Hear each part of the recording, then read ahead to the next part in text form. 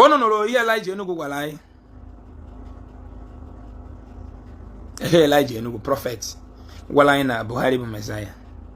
Na ọpụta ono fu video m tinyere n'ilu akwụkwọ. Ono fu ebe onye the testimony. Eleija Enugu pụta sị na 400 policemen bịara ime arrest. Le prendre la kashima. Zenta la bashima. Eledelege. Elegeri wale. Liona. Lieji na ede. Eleija Enugu sị na 400 policemen bịara ime arrest. Na webule sakramenti. Ma kono foma ka sakramenti dị. Ibute sakramenti njide ofoma ndufu oge afọ. Bifi na ebuni chi ne ndo oge ya n'obi afọ ebe pum ọbara woba. Ofoma ka sakramenti dị ile. Emi oji kia dị weapon. We for onu ya. Ofa m ji n'aka ka sakramenti dị ile. Sakramenti bụ iron na produce na China. Ebe na produce ya na agbu ya ọkpa. Tie CCTV camera ka ya isuri ya. Iburu sakramenti ni na-ebu n'ime na nwere ofoma dog na afọ pum eriri afọ ga-apụta. Eji kwene wolo ndogo gbalo religion gambling. Ihe ni am bụ ndị pastor na reverend father ni abụ ndị ori. Inwe ihe onye usiokwu dị na ibe ọbụla ha kpọpụtara m ewi ni ha wuti ezu. Ọ ha ajụjụ ka mmadụ na o nwere na performer na dị miracle win. So ihe ni na ọ na-ebu ne wichi na Eleija Enugu wichi ya ni na makwa na ndị dara ngwọrọ na gị jekịta ka egbu ya okirikiri ọ ha maka ịdị na-eji eri ozi when na-emere anyị TikTok before and now. Enwegodo onye gosiri anyị onye ngwọrọ ọzọ sisa anyị fụba na Facebook a na-agwọ ya. Enwegodo onye na-eme TikTok gosiri anyị before and now mgbe ọ dara ngwọrọ na mgbe ọ gawara ije. Eche m na other sicknesses na ehi itumu na ya ebe mechi treat na na-egosi anyị before and now. Enwegodo onye gosiri anyị before mgbe okpuru isi na kịta ekpechere ekpere ọfụ bụ ụzọ save video tinye. Ade enwe before and now na miracle. Unu na-achọ harị miracle. Na-atacha adịbọ ya na yodekpa ego. Na-atacha ihe niile ego. Ha bụrụ ego na-arụ practical miracle. School, expensive school. Private jet na higher. Na-arụ expensive ima hotel na ndị pastors nwe na Nigeria. Oyiche na arụsịa hotel Day Grace of God, Assemblies of God. Oyiche na ndị church rụsịa hotel Day Alpha Church. Many of them were guest house. Ebe ndị ashawo na anọ. Many pastors ha na-achụsi ego ike. Fama na ego bụ mma nke ndụ.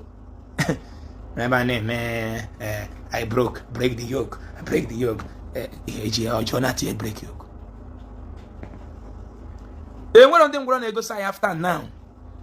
Nakwa ebe n'ime onye dara ngwụrọ jebe iche. Obodo niile. Fonyo gideba no dara ngwụrọ ndị nkwele ogide ma no dara ngwụrọ rugoro 20 years, 30 years. Ikpere ekpere ọgwụrụ ọkpa na bagabiji. Kwere ogide ya agbabi ntotu na. Anambra State TV ga ABS ga bene. NTA ga be video. BBC Igbo ga-abịa body news. Actually it's na miracle. Zuo ike. Miracle nini ya achọ n'ụwa bụ ife afọ ya n'eri. Ife afọ ya eri. Apart from that, enwere ihe ọzọ miracle ife afọ onye ọna na America kịta bụ ife afọ ya eri ka ọ na-achụ. Bidibidibidibi arụ ọrụ. My brother Victor Nwobi ekene gị. Gbọ na ekpọ Victor na phone, ọ sị na ya n'ọrụ. Ya n'ọrụ. America ka ọ nọ. Ọ na ka ga-agba mbọ. Ụdị izu ike, nwoke izu ike be efere. If you need to chube ego, anana mmadụ ihe n'ike chụsiri ego ka ị na-edere jide mma. Ego. Inwe ego mangoti ihe niile ije mere religion. Ma akwara ya dị chọrọ iji kee n'iru kee na ntị. Inwe ego mangoti. Finally the government ga-ewepụta ego mmanụ anyị nye anyị. Rụọrọ anyị ụzọ. Nye anyị ụlọ ọgwụ. Nye anyị ezigbo school. Nye anyị practical industrial area. Nye anyị bụ ụmụaka ga na-eji eme skill acquisition. A na-akụzi ka esi arụ power bank. Chego na state government sponsors us arụ power bank. As na Anambra State na manufacture power bank that can work very well. Nigeria niile will patronize them. Africa obere ihe no game. Ina anọ na Anambra State na arụ power bank. Arụsịa ade ya Anambra. Rụsịa power bank to ade ya Anambra. Onye ka ya atụ power bank again? Enwezi. Aye government. Owote woni billions. Millions. Anyị na-enye na abụghị ya na Jesu na-enye ego. Ife na-enye ego bụ Jesu. O nyere na Deuteronomy. Nye Malakai. O nyere ya Habakuk. Si wuri. Nene ihe niile na-eme ekpere nwe nke na-adị dati n'anya. Nwanne shine bobo. Ọ ihe aje mega attract. Nwanne fa na-apịa ọgọdọ na. Ma ndị sister ma ndị brother na-eme ekpere na fa na Facebook nwe nke na-adị dati. No stain. They fresh up. Go easy akwa. Ye good. Ye easy. If you go pass you akwa ofu akwa this Sunday, the next Sunday you read on the possible. You don't have Suleiman packaging. Suleiman bo. You don't Avanja. Packaging. Anchanine, Momoto. All of them, they package very well. Key teacher, say, the Lord is coming to do. Yeah, that's it. Yeah, miracle. What do you want? What do you want? The Lord is there to give it to you. When you African, I work here again, you free. Or not again. The Lord will give you money, give you a car, give you a house, free. When I am, I am not again, when not to take all your people, when go motonki. Was it in the Lord? You free. God in Africa, but on your channel, 10-15 years. Yeah, for you. Moto on your credit, because Jesus again is on your OG after 15 years. You just know about 2015 model, no more.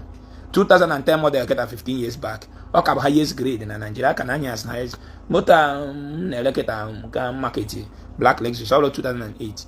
Okay, more. Jesus kaji agozi ai.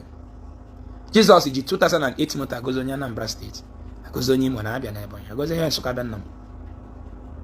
Jesus na goes ai with motor. Na goes ai with honor.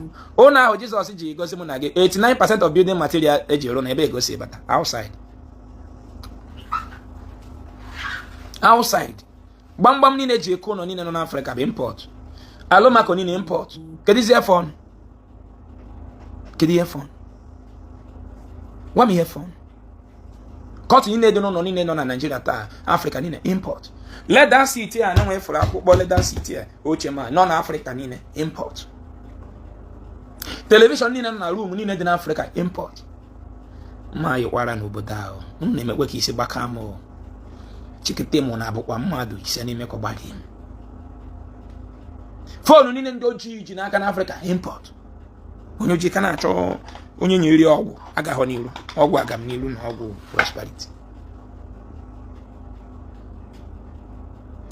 Amuri ihe mere anyị bụ ndị black.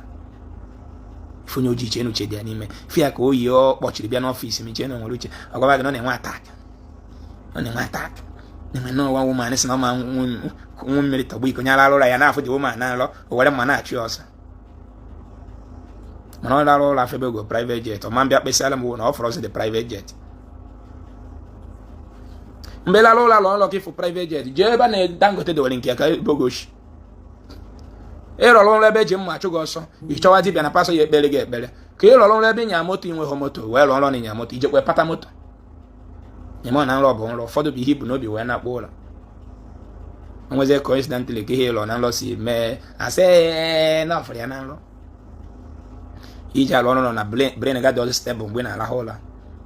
Inwe gi na akpo gini brain gini unstable brain. Uto aka o si me gi surgery obo na eme no go surgery gba ga ogwu ila lola. Ine etete na aka recovery room na aka eri aka eri. Inwe gi kpo ofu afa nne go ochie. Enne mo ucha ndi na afia. Inokata kpo bi na afia yogo somehow. Oto aka ola di. O ihe bụ nrọ. Si na Joseph rọrọ ka kọwari alọ. Ndochi one na ebe ahụ na arodo nrọ ka wee nye security nye obodo security.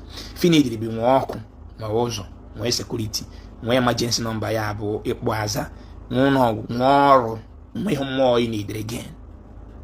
Nwa ọkụ, nwe ụzọ, nwe security, nwe ọrụ, ọ bụchi ihe n'idiri, nwe ezigbo gọọmenti. Rapụ ihe mmụọ chụba ihe ụwa. N'ibụrụ onye mmụọ. Onye ụwa ka ewu. Onye ojii pụta ile ya na-atọ na ya bụrụ onye ụwa. Mana ije were one plot a na be nne ọkpọrọ police. Ọ chụwa gị ka egbo just ni were one plot nkịtị. Eleija Enugu si na akpọ na-eji 400 police be me arrest. Na nwanne anyị nwoke dee comment na the place in post there. O wee sị na each Hilux na-ebu 8 policemen. Na ịpịa 8 times 10.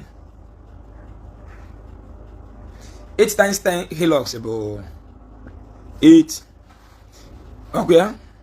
Plus another 8, 160. About 20 Hilux, okay. 160 plus 160. But no 320, okay. Which is 40 Hilux. Okay. Which is 40 Hilux. So almost 50 Hilux keji bring the police bia. Osini abu sacrament na agwa egwu ndị asị Eleija Enugu si na eji 400 police me arrest. Ha wee bịa ya bụrụ sacrament na agwa achịcha nọ na achịcha. Achịcha kunye o kunye achịcha na-eme ma kunye. Eleija Enugu si na ya gụkọtara ihe a ụra mee ka o buru ya ndị polisi afọ ọzọ ya misie polisi chọọ ya n'elu chọọ ya afọ ọzọ ya ndị polisi si ngwa ka ha zọgbuo arụrụ niile dị n'ala na ọ dịka ọwọzi arụrụ wee jụọ gị ejinigo 400 polisi ji eme gọvanọ arrest onye na-asụ ụdị asị aka o wegbute ụmụ ogbenye nata ha ego agha ka ọ dị gị ka ya agwa gị na gọọmenti bụ your problem fụgị ihe na-ese mụ na ndị ụka onye na-eme ụdị ya ka onwebe mbọsị m si ndị ụka bịa nye anyị ọkụ ma ọ bịa rụọ ụzọ maka ha bịa ha n'ime skul otu mana ama na ha macha eziokwu m na-ekwu enwe mbọsị m pụtasị ndị ụka bịa na nye anyị free hospital bịa na rụọ ụzọ bịa na tinye ọgụ bịa na rụọ indọstrị no ihe m na-agwa ndị ụka gwa na mee mbụ na gọọmenti bụ witches and wizards ọ bụrụ ịpụta na-asị onye atinye na bọtụrụ kedu nwa achịkwa atinye na bọtụrụ akpụghị gị atinyere gị na bọtụrụ onweghị onye ma atinye mmadụ na bọtụrụ ma gị nwa na-ekiri mama akwa na-atinye mmadụ na bọtụrụ ka ị chọrọ ịgwa m na sọ ndị m na followers m nwere bụ sọ ndị ezigbo mmadụ na ha mere atinye mmadụ na bọtụrụ onweghị onye bọdụ bọmba ụmụ a na-atinye mmadụ na bọtụrụ understand na misie 400 police na achọtazi ọzọ so ada is the case otu akwụ ya frodokpokpe asonye na-asịrị gị onye na-asịrị gị dasị ịma na onye a na-awọ ọka ihe onye a slavery ndọcha kredi gọọmenti system of this government were egbenye ụmụnna anyị satọde anyị ka ha nwee ike na-eburu awara resources anya ndọcha na-eburu kịta ije ka iburu ya nwanne gị enyere egbe n'obodo asị onye amịazi onye polisi gbagbuo gị I'm telling you from mmanụ a kịta Chineke nyere anyị free ije kịta ka iburu mmanụ a dịka onye obodo na Britain na-eburu eji refine na Britain bughachitela anyị half ha na-eburu free ndọcha na maịlị free ana ije kịta onye obodo ka iburu ya ụmụnne gị Britain nyere egbe ebe a kpọrọ ndị amị na ndị polisi agbagbunyụ oge anya n'ihe gị ịnwụọ I'm telling you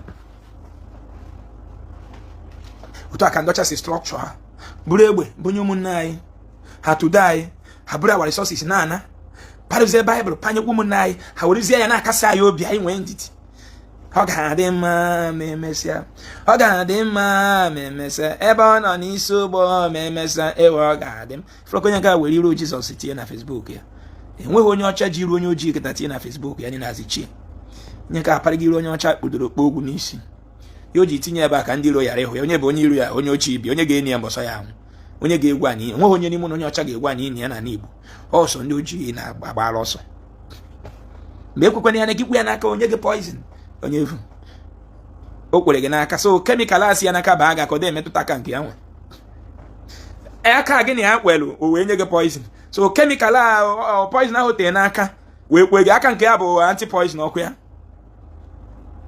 sa aka nke ya bụ anti poison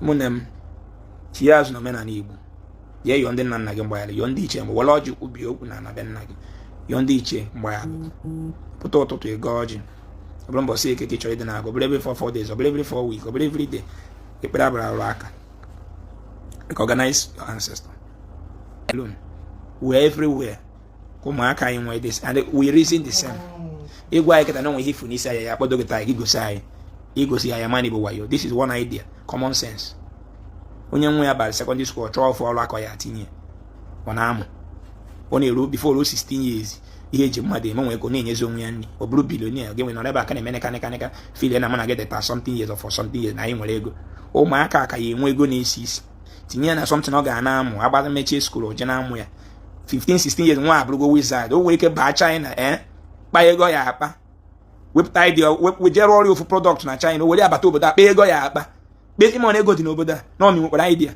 were akpa ego ya akpa ifu na ego nke gị bụ ụmụ na nwe dị ha ebu ablọks na ụmụaka ablọks na ha wuchi skuul ndị ọcha brainwash ndị ọcha nwa gị nwere ihe ọ yara ọgụcha university nwere neti n'ọma anya nwere neti n'ọma anya ọ bụrụ ihe sola akpọrọ m nwa m nwoke je tinye na sola ọ na ha amụ ya ọ ba secondary school n'ọnwa na-atọ gara aga ọ na ha amụ sola ihe sola ha mechaa akpọ oje m bịa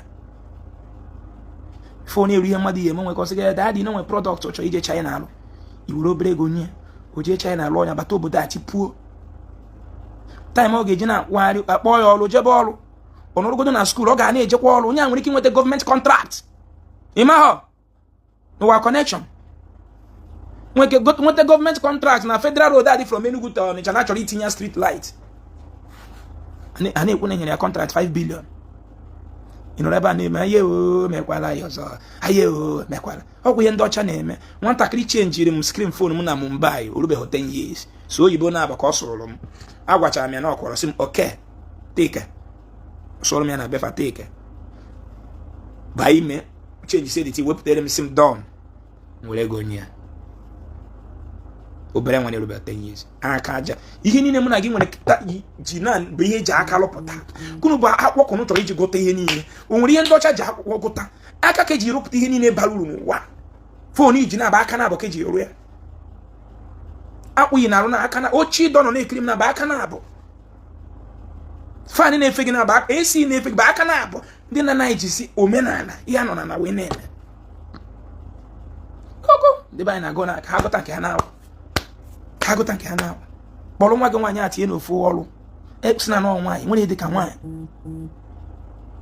ada nwaanyị gụcha sekọndịrị sekọndịrị chukwu ofu ọrụ kwakpunye ọzọba onwe nwunye m ihe ka echi ya adị so ekene m gị kene ife nne na-eji elu n'ozi onye afọ taa ka afọ echi na ndị ya ji mere isiokwu taa bụ asị ndị pastọ nwana anyị Kristo Okafọ a na-asịsị kpụta bụ osi ọsọ ya na-eme pastọ gị na-eme fada gị na-eme mana mgbe ahụ ke Kristo Okafọ elik bụ a na-agwa gị na ọ na-eme isi na asị na ọsọ gị bụ onye mmehie ife ọ na-epụrụ ichiri gị kịta na you for you doing for you na-akpata ihe ma na ọdụ enwere ha ncha na-eje crusade na-enweghị nwaanyị na hotel room ịmara power of women na ebe nwoke nọ enwere nwoke na-afọ nwaanyị ọgbawa ọsọ fe ngwara ma gọvanọ na-eji maka obere nwa gbara ọtọ a whole sitting gọvanọ ji maka nwa 18 years next onwe ya a whole sitting mana a na-agwa gị ya kịta ọ na-adịghị ka ọ dịghọ possible a whole sitting governor of a state na ụwa anyị nọ n'ime ma obodo oyibo ma ebe ọbụla ga-eji maka nwa 18 years dị na ihe o ji bụrụ nwoke na-emekpọkwa ime ọ na-egbu ka mmanya ụfọdụ na ụmụ nwaanyị ma nwọdị ụmụ nwoke na-agabe ime ọ na-ikwu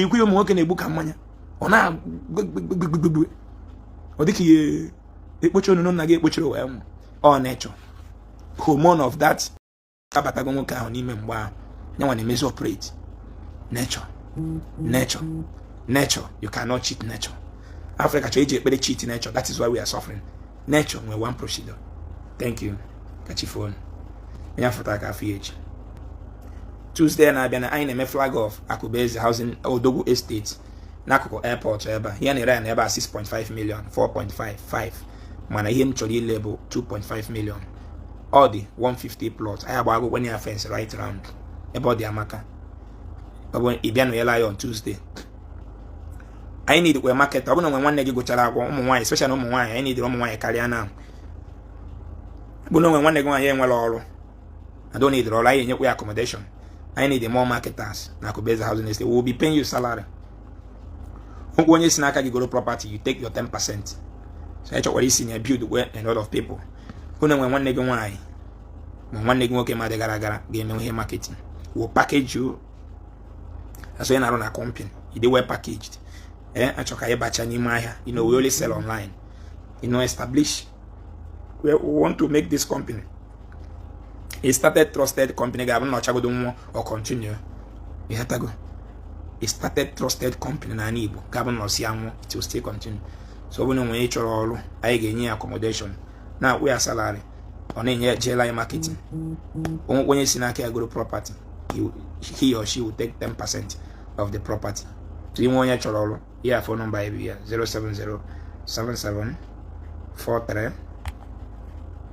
07077431274 MSN.